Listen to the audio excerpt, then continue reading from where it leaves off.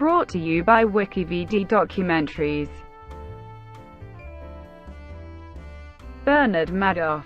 Bernard Lawrence Bernie Madoff is an American fraudster and a former stockbroker, investment advisor, and financier.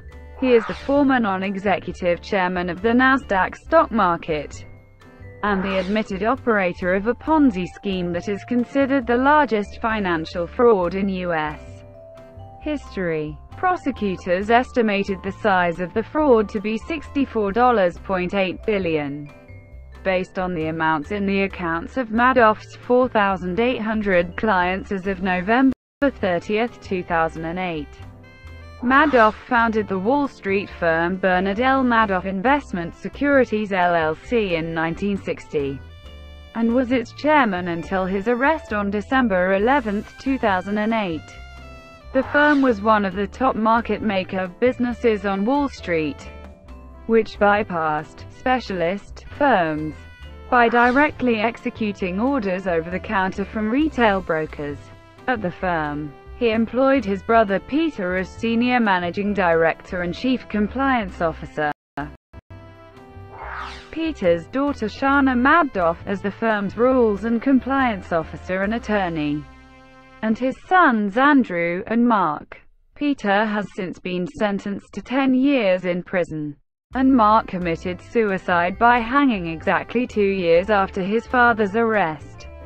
Andrew died of lymphoma on September 3, 2014.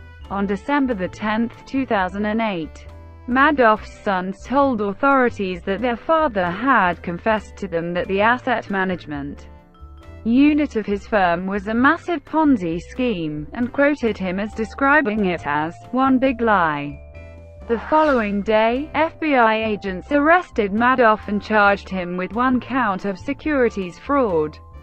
The U.S. Securities and Exchange Commission had previously conducted multiple investigations into Madoff's business practices, but had not uncovered the massive fraud.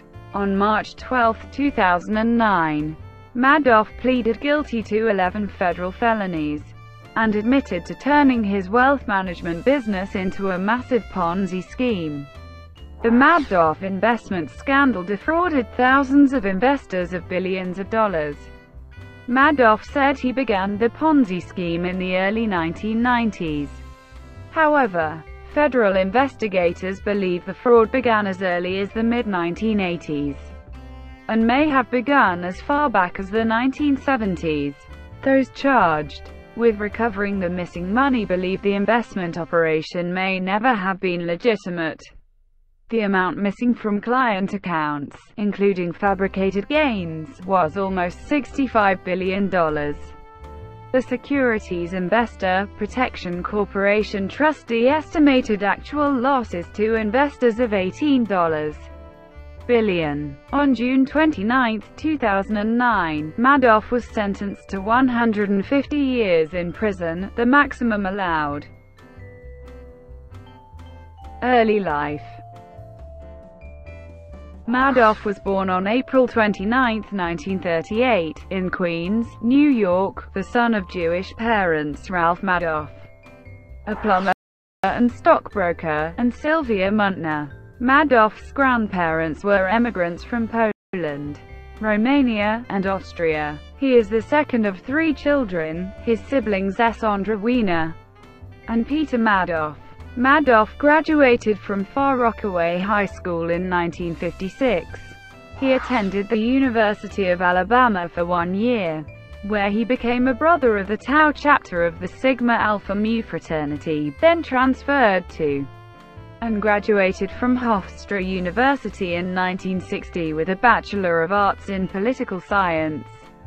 Madoff briefly attended Brooklyn Law School, but founded the Wall Street firm Bernard L. Madoff Investment Securities LLC and remained working for his own company.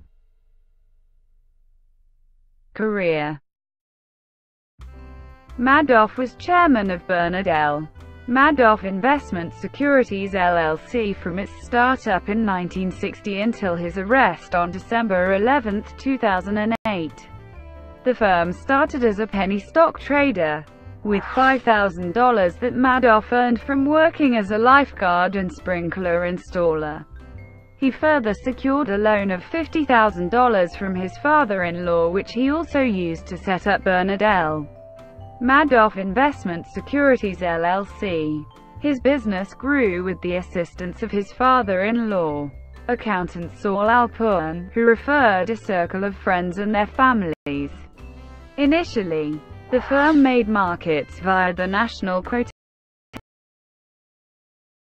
Bureau's pink sheet in order to compete with firms that were members of the New York Stock Exchange trading on the stock exchange's floor. His firm began using innovative computer information technology to disseminate its quotes. After a trial run, the technology that the firm helped to develop became the NASDAQ. The firm functioned as a third market provider, bypassing exchange specialist firms by directly executing orders over the counter from retail brokers. At one point, Madoff Securities was the largest market maker at the NASDAQ, and in 2008 was the sixth largest market maker on Wall Street. The firm also had an investment management and advisory division, which it did not publicize. That was the focus of the fraud investigation. Madoff was the first prominent practitioner of payment for order flow, in which a dealer pays a broker for the right to execute a customer's order. This has been called a legal kickback. Some academics have questioned the ethics of these payments. Madoff argued that these payments did not alter the price that the customer received. He viewed the payments as a normal business practice. If your girlfriend goes to buy stockings at a supermarket, the racks that display those stockings are usually paid for by the company that manufactured the stockings. Order flow is an issue that attracted a lot of attention, but is grossly overrated. Madoff was active in the National Association of Securities Dealers, a self-regulatory securities industry organization. He served as chairman of its board of directors, and was a member of its board of governors. Government access.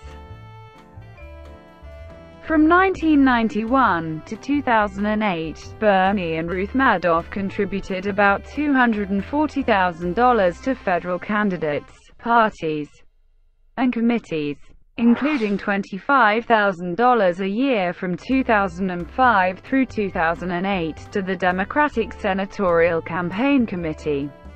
The committee returned $100,000 of the Madoff's contributions to Irving Pickard, the bankruptcy trustee who oversees all claims, and Senator Charles E. Schumer returned almost $30,000 received from Madoff and his relatives to the trustee. Senator Christopher J. Dodd donated $1,500 to the Elie Wiesel Foundation for Humanity, a Madoff victim. Members of the Madoff family have served as leaders of the securities industry and Financial Markets Association, the primary securities industry organization. Bernard Madoff served on the board of directors of the Securities Industry Association, a precursor of SIFMA, and was chairman of its trading committee. He was a founding board member of the DTCC subsidiary in London, the International Securities Clearing Corporation. Madoff's brother Peter served 2 terms as a member of SIFMA's board of directors. He and Andrew received awards from SIFMA in 2008 for extraordinary leadership and service. He resigned from the board of directors of SIFMA in December 2008, as news of the Ponzi scheme broke.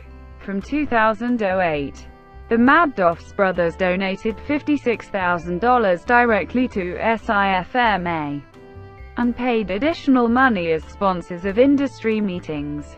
Bernard Madoff's niece Shana Madoff was a member of the executive committee of SIFMA's Compliance and Legal Division, but resigned shortly after the arrest.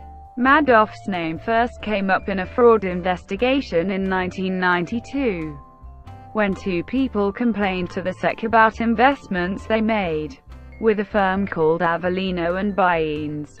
Avellino returned the money to investors, and the SEC closed the case. In 2004, Genevieve Walker Lightfoot, a lawyer in the SEC's Office of Compliance Inspections and Examinations, informed her supervisor branch chief Mark Donoghue that her review of Madoff found numerous inconsistencies, and recommended further questioning. However, she was told by Donoghue and his boss Eric Swanson to stop work on the Madoff investigation, send them her work results, and instead investigate the mutual fund industry. Swanson, assistant director of the SEC's OCIE, had met Shana Madoff in 2003 while investigating her uncle Bernie Madoff and his firm. The investigation was concluded in 2005. In 2006, Swanson left the SEC and became engaged to Shana Madoff, and in 2007 the two married. A spokesman for Swanson said he did not participate in any inquiry of Bernard Madoff Securities or its affiliates while involved in a relationship with Shana Madoff. While awaiting sentencing, Madoff met with the SEC's Inspector General, H. David Kotz, who conducted an investigation into how regulators had failed to detect the fraud despite numerous red flags. Madoff said he could have been caught in 2003, but that bumbling investigators had acted like L.T. Columbo and never asked the right questions. I was astonished. They never even looked at my stock records. If investigators had checked with the Depository Trust Company, a central securities depository, it would have been easy for them to see. If you're looking at a Ponzi scheme, it's the first thing you do, Madoff said in the June 17, 2009, interview that SEC Chairman Mary Shapiro was a dear friend, and SEC Commissioner Elise Walter was a terrific lady, whom he knew pretty well. After Madoff's arrest, the SEC was criticized for its lack of financial expertise and lack of due diligence, despite having received complaints from Harry Markopolos and others. For almost a decade, the SEC's Inspector General, Kotz, found that since 1992, there had been 6 investigations of Madoff by the SEC, which were botched either through incompetent staff work or by neglecting allegations of financial experts and whistleblowers. At least some of the SEC investigators doubted whether Madoff was even trading, due to concerns of improper conduct by Inspector General Kotz in the Madoff investigation. Inspector General David C. Williams of the U.S. Postal Service was brought in to conduct an independent outside review. The Williams report questioned Kotz's work on the Madoff investigation, because Kotz was a very good friend with Markopolos. Investigators were not able to determine when Kotz and Markopolos became friends. A violation of the ethics rule would have taken place if the friendship were concurrent with Kotz's investigation of Madoff. Investment scandal. In 1999, financial analyst Harry Markopolos had informed the SEC that he believed it was legally and mathematically impossible to achieve the gains Madoff claimed to deliver. According to Markopolos, he knew within 5 minutes that Madoff's numbers did not add up, and it took him 4 hours of failed attempts to replicate them to conclude that Madoff was a fraud. He was ignored by the SEC's Boston office in 2000 and 2001, as well as by Megan Chung at the SEC's New York office in 2005 and 2007 when he presented further evidence. He has since co-authored a book with Gatry Carcrew titled No One Would Listen. The book details the frustrating efforts he and his legal team made over a 10-year period to alert the government, the industry, and the press about Madoff's fraud. Although Madoff's wealth management business ultimately grew into a multi-billion-dollar operation, none of the major derivatives firms traded with him, because they did not believe his numbers were real. None of the major Wall Street firms invested with him, and several high-ranking executives at those firms suspected his operations and claims were not legitimate. Others also contended it was inconceivable that the growing volume of Madoff's accounts could be competently and legitimately serviced by his documented accounting, auditing firm, a three-person firm with only one active accountant. The Central Bank of Ireland failed to spot Madoff's gigantic fraud when he started using Irish funds, and had to supply large amounts of information which would have been enough to enable Irish regulators to uncover the fraud much earlier than late 2008. When he was finally arrested in New York, the Federal Bureau of Investigation report and federal prosecutors' complaint says that during the first week of December 2008, Madoff confided to a senior employee, identified by Bloomberg News as one of his sons, that he said he was struggling to meet $7 billion in redemptions. According to the Suns, Madoff told Mark Madoff on December 9 that he planned to pay out $173 million in bonuses 2 months early. Madoff said that he had recently made profits through business operations, and that now was a good time to distribute it. Mark told Andrew Madoff, and the next morning they went to their father's apartment and asked him how he could pay bonuses to his staff if he was having trouble paying clients. With Ruth Madoff nearby, Madoff told them he was finished, that he had absolutely nothing left, and that his investment fund was just one big lie and, basically, a giant Ponzi scheme. According to their attorney, Madoff's sons then reported their father to federal authorities. On December 11, 2008, he was arrested and charged with securities fraud. Madoff posted $10 million bail in December 2008, and remained under 24-hour monitoring and house arrest in his Upper East Side penthouse apartment until March 12, 2009, when Judge Denny Chin revoked his bail and remanded him to the Metropolitan Correctional Center. Chin ruled that Madoff was a flight risk, because of his age, his wealth, and the prospect of spending the rest of his life in prison. Prosecutors filed 2 asset forfeiture pleadings which include lists of valuable real and personal property as well as financial interests and entities owned or controlled by Madoff. Madoff's lawyer, Ira Sorkin, filed an appeal, which prosecutors opposed. On March 20, 2009, an appellate court denied Madoff's request to be released from jail and returned to home confinement until his sentencing on June 29, 2009. On June 22, 2009, Sorkin hand-delivered a customary pre-sentencing letter to the judge requesting a sentence of 12 years. Because of tables from the Social Security Administration that his lifespan was predicted to be 13 years. On June 26, 2009, Chin ordered forfeiture of $170 million in Madoff's assets. Prosecutors asked Chin to sentence Madoff to the maximum 150 years in prison.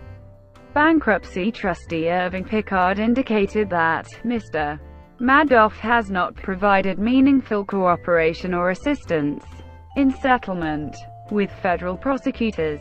Madoff's wife Ruth agreed to forfeit her claim to $85 million in assets, leaving her with $2.5 million in cash. The order allowed the SEC and court-appointed trustee Irving Pickard to pursue Ruth Madoff's funds. Massachusetts regulators also accused her of withdrawing $15 million from company-related accounts. shortly before he confessed. In February 2009, Madoff reached an agreement with the SEC, banning him from the securities industry for life. Picard sued Madoff's sons, Mark and Andrew, his brother Peter, and Peter's daughter, Shana, for negligence and breach of fiduciary duty for $198 million. The defendants had received over $80 million in compensation since 2001. Mechanics of the fraud. According to the SEC indictment against Annette Bongiorno and Joanne Krupi, two back-office workers who worked for Madoff, they created false trading reports based on the returns that Madoff ordered for each customer. For example, when Madoff determined a customer's return, one of the back-office workers would enter a false trade report with a previous date, and then enter a false closing trade in the amount required to produce the required profit. According to the indictment, prosecutors allege that Bongiorno used a computer program specially designed to backdate trades and manipulate the count statements. They quote her as writing to a manager in the early 1990s, "I need the ability to give any settlement date I want." In some cases, returns were allegedly determined before the account was even opened. Madoff admitted during his March 2009 guilty plea that the essence of his scheme was to deposit client money into a Chase account, rather than invest it, and generate steady returns as clients had believed. When clients wanted their money, I used the money in the Chase Manhattan bank account that belonged to them, or other clients to pay the requested funds, he told the court. Affinity fraud. Madoff targeted wealthy American Jewish communities, using his in-group status to obtain investments from Jewish individuals and institutions. Affected Jewish charitable organizations considered victims of this affinity fraud include Hadassah, the Women's Zionist Organization of America, the Elie Wiesel Foundation, and Steven Spielberg's Wunderkinder Foundation. Jewish federations and hospitals lost millions of dollars, forcing some organizations to close. The Lapin Foundation, for instance, was forced to close temporarily because it had invested its funds with Madoff. Size of loss to investors. David Sheehan, chief counsel to Trustee Picard, stated on September 27, 2009, that about $36 billion was invested into the scam, returning $18 billion to investors, with $18 billion missing. About half of Madoff's investors were net winners, earning more than their investment. The withdrawal amounts in the final 6 years were subject to clawback lawsuits. In a May 4, 2011, statement, Trustee Picard said that the total fictitious amounts owed to customers were $57 billion, of which $17.3 billion was actually invested by customers.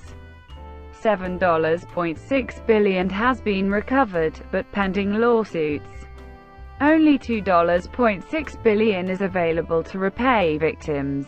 If all the recovered funds are returned to victims, their net loss would be under $10 billion. The Internal Revenue Service ruled that investors' capital losses in this and other fraudulent investment schemes will be treated as business losses, thereby allowing the victims to claim them as net operating losses to reduce tax liability more easily. The size of the fraud was stated as $65 billion early in the investigation.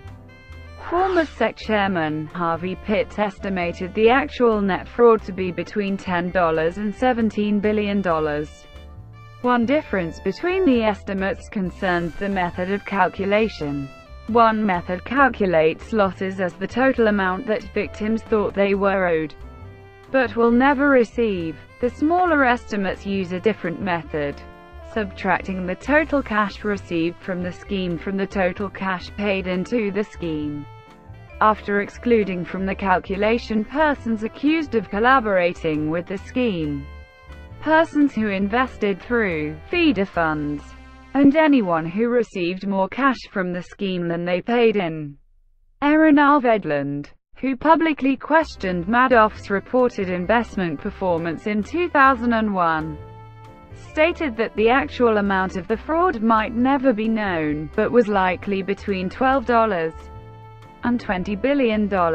Jeffrey Pickauer, rather than Madoff, appears to have been the largest beneficiary of Madoff's Ponzi scheme, and his estate settled the claims against it for $7.2 billion. Entities and individuals affiliated with Fred Wilpon and Saul Katz received $300 million in respective investments in the scheme. Wilpon and Katz categorically rejected the charge that they ignored warning signs about Madoff's fraud. Plea, sentencing, and prison life. On March 12, 2009, Madoff pleaded guilty to 11 federal felonies, including securities fraud, wire fraud, mail fraud, money laundering, making false statements, perjury, theft from an employee benefit plan, and making false filings with the SEC. The plea was the response to a criminal complaint filed 2 days earlier, which stated that, over the past 20 years, Madoff had defrauded his clients of almost $65 billion in the largest Ponzi scheme in history. Madoff insisted he was solely responsible for the fraud. Madoff did not plea bargain with the government. Rather, he pleaded guilty to all charges. It has been speculated that Madoff pleaded guilty instead of cooperating with the authorities in order to avoid naming any associates and co-conspirators who were involved with him in the scheme. In November 2009, David G. Freeling, Madoff's accounting frontman and auditor, pleaded guilty to securities fraud, investment advisor fraud, making false filings to the SEC, and obstructing the IRS. Freeling extensively cooperated with federal prosecutors and testified at the trials of 5 former Madoff employees, all of whom were convicted and sentenced to between 2.5 and 10 years in prison. Although he could have been sentenced to more than 100 years in prison because of his cooperation, Freeling was sentenced in May 2015 to 1 year of home detention and 1 year of supervised release. Madoff's right-hand man and financial chief, Frank DiPasquale, pleaded guilty to 10 federal charges in 2009 and testified for the government at the trial of 5 former colleagues, all of whom were convicted. DiPasquale faced a sentence of up to 125 years, but he died of lung cancer in May 2015, before he could be sentenced. In his plea allocution, Madoff stated he began his Ponzi scheme in 1991. He admitted he had never made any legitimate investments with his clients' money during this time. Instead, he said, he simply deposited the money into his personal business account at Chase Manhattan Bank. When his customers asked for withdrawals, he paid them out of the Chase account, a classic robbing Peter to pay Paul scenario. Chase and its successor, J.P. Morgan Chase, may have earned as much as $483 million from his bank account. He was committed to satisfying his clients' expectations of high returns. Despite an economic recession, he admitted to false trading activities masked by foreign transfers and false SEC filings. He stated that he always intended to resume legitimate trading activity, but it proved difficult, and ultimately impossible, to reconcile his client accounts. In the end, Madoff said, he realized that his scam would eventually be exposed. On June 29, 2009, Judge Chin sentenced Madoff to the maximum sentence of 150 years in federal prison. Madoff's lawyers initially asked the judge to impose a sentence of 7 years, and later requested that the sentence be 12 years, because of Madoff's advanced age of 71, and his limited life expectancy. Madoff apologized to his victims, saying, "I have left a legacy of shame, as some of my victims have pointed out, to my family and my grandchildren. This is something I will live in for the rest of my life. I'm sorry." He added, "I know that doesn't help you." After his victims recommended to the judge that he receive a life sentence, Judge Chin had not received any mitigating factor letters from friends or family testifying to Madoff's good deeds. "The absence of such support is telling," he said. Judge Chin also said that Madoff had not been forthcoming about his crimes. "I have a sense Mr. Madoff has not done all that he could do, told all that he knows," said Chin, calling the fraud extraordinarily evil, unprecedented, and staggering, and that the sentence would deter others from committing similar frauds. Judge Chin also agreed with prosecutors' contention that the fraud began at some point in the 1980s.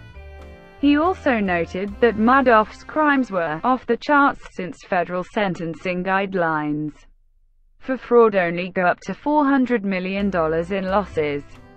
Ruth did not attend court, but issued a statement, saying, "I am breaking my silence now, because my reluctance to speak has been interpreted as indifference or lack of sympathy for the victims of my husband Bernie's crime, which is exactly the opposite of the truth.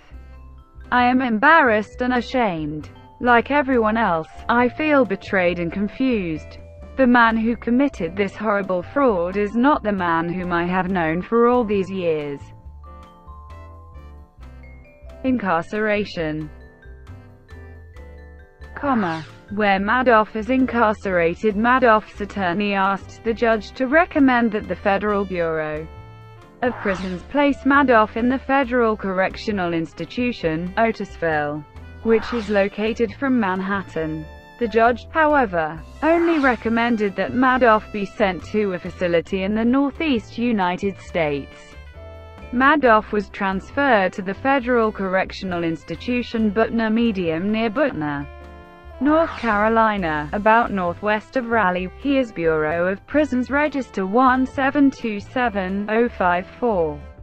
Jeff Gamage of the Philadelphia Inquirer said, Madoff's heavy sentence likely determined his fate. Madoff's projected release date is November 14, 2139. The release date, described as academic in Madoff's case, because he would have to live to the age of 201, reflects a reduction for good behavior. On October 13, 2009, it was reported that Madoff experienced his first prison yard fight with another inmate, also a senior citizen, when he began his sentence. Madoff's stress levels were so severe that he broke out in hives and other skin maladies soon after. On December 18, 2009, Madoff was moved to Duke University Medical Center in Durham, North Carolina, and was treated for several facial injuries. A former inmate later claimed that the injuries were received during an alleged altercation with another inmate. Other news reports described Madoff's injuries as more serious, and including facial fractures, broken ribs, and a collapsed lung. The Federal Bureau of Prisons said Madoff signed an affidavit on December 24, 2009, which indicated that he had not been assaulted and that he had been admitted to the hospital for hypertension. In his letter to his daughter-in-law, Madoff said that he was being treated in prison like a mafia don. "They call me either Uncle Bernie or Mr. Madoff. I can't walk anywhere without someone shouting their greetings and encouragement to keep my spirit up. It's really quite sweet how concerned everyone is about my well-being."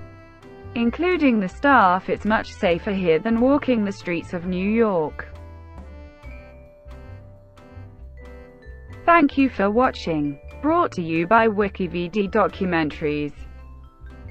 Please like and subscribe below.